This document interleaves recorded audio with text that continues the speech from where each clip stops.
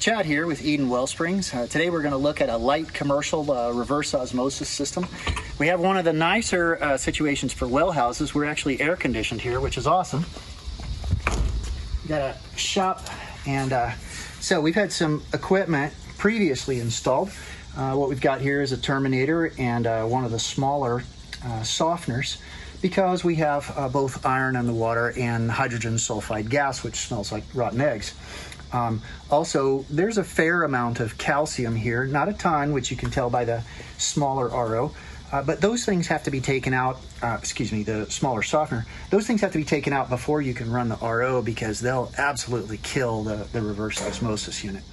So, head down here, we'll show you, we got a Advantech reverse osmosis unit. This is a light commercial. This is one of the smaller units that you'll see, and works great for this kind of a situation. Our incoming water is sitting a little over 1,000 parts per million on the total dissolved solids. If it were like some of our really nasty wells that run up 3,000, or we even have one that's up over 7,000 on that TDS, a low pressure unit like this just wouldn't be sufficient. But for this particular home, we've got 2 people living here. We have a 500-gallon storage tank. This is one of the vertical tanks. You can go up to 3,000, which is pretty common. You can even go 5 or 10,000 if you want to, but those things they're freaking huge.